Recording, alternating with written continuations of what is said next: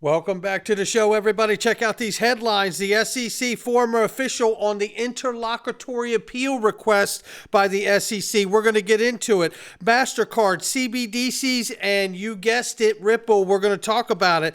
Coinbase's Brian Armstrong on crypto regs in the U.S. And we got the G20s, and all the countries agree, and we'll explain, and so much more in the Dollar Dixie, what it can mean for crypto. Somebody roll that beautiful intro.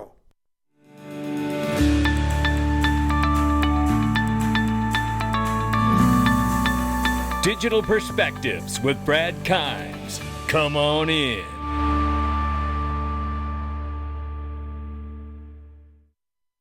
Welcome back to the show, everybody. You can follow us on Twitter and YouTube for exclusive content right now.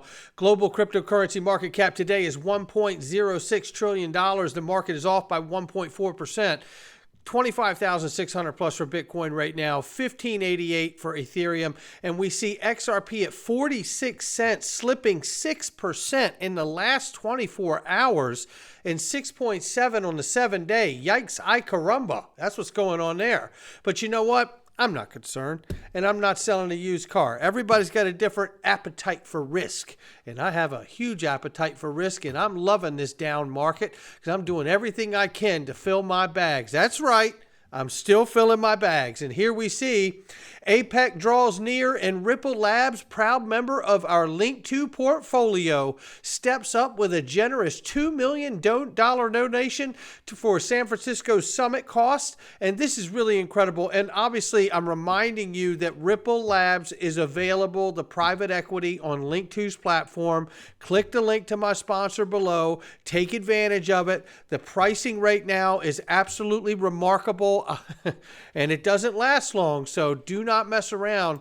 Go get yourself some private equity. And I also want to let everybody know, too, join the Digital Perspectives Mastermind group for an incredible show, private weekly call Wednesday night with Link2's Nick Burafedo. And if you want to learn about private equity, you're not going to want to miss this opportunity. Take advantage of the 3-day free trial and join that and sit down with Link2 and Nick Burafedo and I all together in the room. You're going to love it.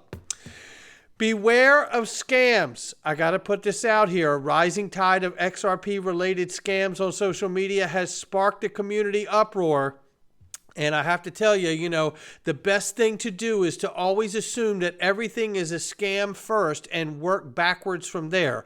Doesn't matter if it's an email, direct message, or if it's a comment. Just start off with your mindset being there. It's very hard to keep it there.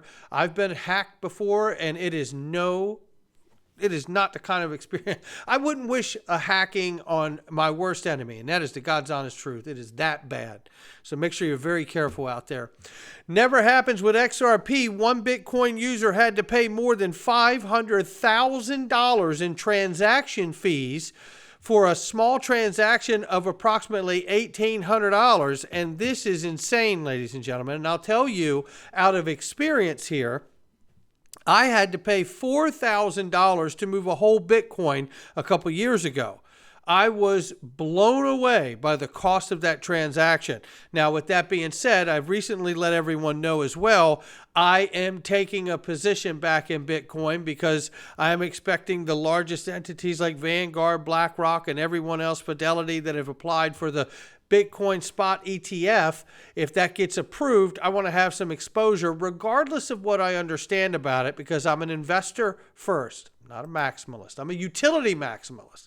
But when I see them grabbing it for their portfolios, it looks like a hedge against the traditional markets and a collapse or correction we may see in the future. Very quickly here to cover this with the Mataco and Fortress Trust recent acquisition. Wrath of Common says Ripple now owns properties that can build the infrastructure for exchanges, companies, wallets, and apps to connect to fiat rails, banks, trusts, retirement plans, etc., to tokenize real-world assets and hold them in a safe, compliant way. That's exactly what's going on here. And then Wrath of Common responds to Anders here. Shout out to him as well. Give them both a follow. Says vertical integration. He says, yeah, I think regulation kind of forces it how to tokenize value like a bank. without being a bank. That's exactly right. A non-bank financial institution could grow to the size of becoming systemically important. It's happened to others.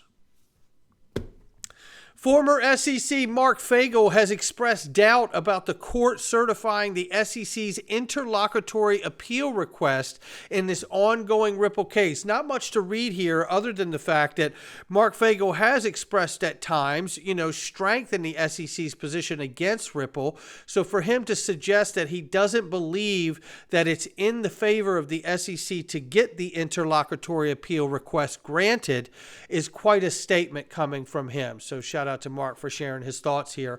Now, this is one of those confidence reminders for me. I hope it is for you too. Mastercard is looking to support central banks with its central bank digital currency program and believes that the continued global interest made this summer the right time to launch its program. And it's now that I want to remind you that not only is Mastercard committed to making CBDCs as easy to use as money, they're doing it with the help of Ripple, Consensus, Fluency, and Fireblocks. We're smack dab in the middle of it, ladies and gentlemen. Mastercard's push came after the BIS, the Central Bank of Central Banks, survey found that roughly 93% of banks were exploring a potential CBDC, with 60% of the banks saying stablecoins have accelerated work on central bank digital currencies. It's coming. That's how early we are. But you know what? Let's hear from Brian Armstrong here from Coinbase and see what he says about crypto regulation coming one way or another. When does regulation come? What does that even look like? Well, it's already happening in the world writ large. I mentioned, Europe, the UK, Australia, Canada, Brazil. These regions, UAE, have all been actually very forward thinking. 83% of the G20 countries now have this crypto legislation either already in place or in progress. It's really, so I don't know if you're asking just about the U.S., but in the U.S., I think it'll happen. In the U.S.? Yeah, it'll happen in one of a few ways. So one way is the courts. The courts can be the one to provide the clarity regardless of the outcome of the case. Creating case law is a way to get there if the regulators aren't going to provide it.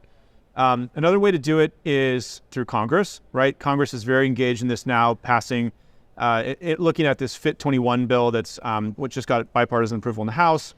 The stablecoin market structure bill also got bipartisan approval in the House. So we'll see how that makes its way through the Senate and the executive branch.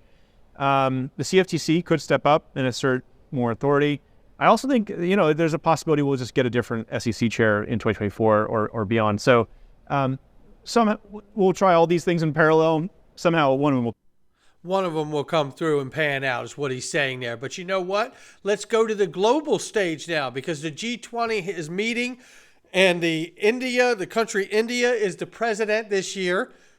Let's hear what they say, because all G20 countries have agreed that crypto is not legal tender. Take a listen. But basically, the synthesis paper has been accepted as a good roadmap for countries to delve deeper into and hopefully arrive at by the year 2025, when this paper comes up for review again, where every country is going to actually, be asked to put in further recommendations after reviewing how their countries have respectively implemented the framework, prescribed by this FSB and IMF synthesis paper. Now, again, what are the highlights here? I think the countries have broadly agreed that there is a very clear-cut need that by way of any sort of acceptance of cryptocurrency, any financial risk needs to be mitigated. And this financial risk also has two elements. The first element is protection of users who are eventually using cryptocurrencies to make any sort of transactions. The second is the entire stability of the monetary system per se. So all countries have agreed that, while the synthesis paper has also recommended it, but all countries seem to have agreed in the New Delhi Declaration that the cryptocurrency would, for no country, be legal tender replacing cash or replacing currency as we know it. So it's not going to be legal tender, it's not going to be legal currency. However, there is no ban on cryptocurrencies, neither is there an agreement on regulation of, there is agreement that cryptocurrency needs to be regulated. How it gets regulated, the synthesis paper doesn't elaborate much on that. There are ideas, there are suggestions, there is a framework for countries to look at objectively in their own respective context, and there would be a review 2 years from now in 2025. But until then, there is still no decision on who moderates or who regulates cryptocurrencies. The only agreement thus far is that cryptocurrency for the G20 countries is not going to be legal tender, is not going to be legal currency. But And there you have it, ladies and gentlemen. The G20, the largest economies of the world, has spoken. There's no ban on cryptocurrencies, but they will not have cryptocurrency become legal tender. And how about that? Now you have to start wondering about the countries that are now out of step, like El Salvador, that has made Bitcoin legal tender. This gets very interesting.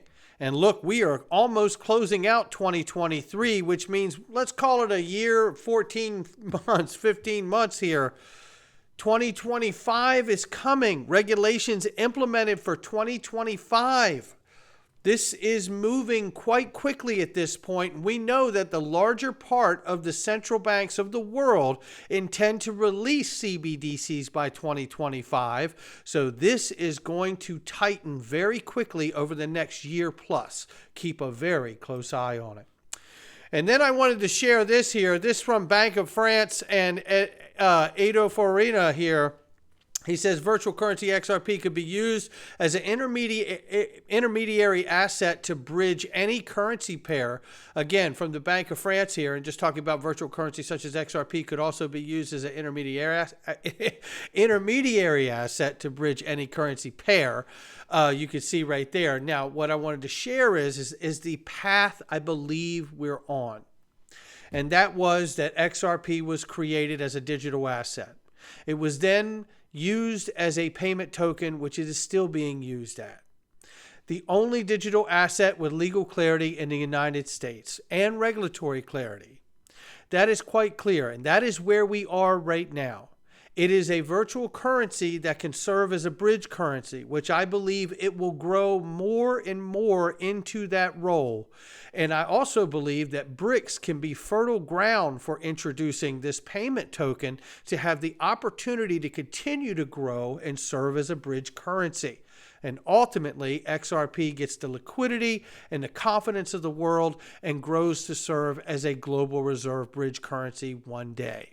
That's the path I believe we're on. Now, with that being said, I want to show you this very quickly too, because oil price is climbing higher. They're looking for $107 a barrel next year. And what I say to that is that Saudi Arabia is leaving all of us around the world a little parting gift to the world in the USA as they push oil prices higher on the heels of joining BRICS coalition January 1, 2024. And what will that do to the dollar and the strength of the dollar? Well, right here we get a reminder that the DXY, the dollar index, usually inverse correlation with the crypto market. So if the dollar crashes based on these factors we've just shared here, then we're going to see probably the crypto market take off. And obviously if it goes the other way, then we're going to see crypto gets smashed. So keep an eye on the dollar DXY. If the dollar DXY tumbles and falls over, which it certainly could, and it may take a tumble as Eggrad Crypto says here, and if it does, then watch out for a crypto explosion. How big? Nobody knows, but I'm here for it to find out. Not financial advice from me or anyone else. It's just my digital perspectives. I'll catch all of you on the next one.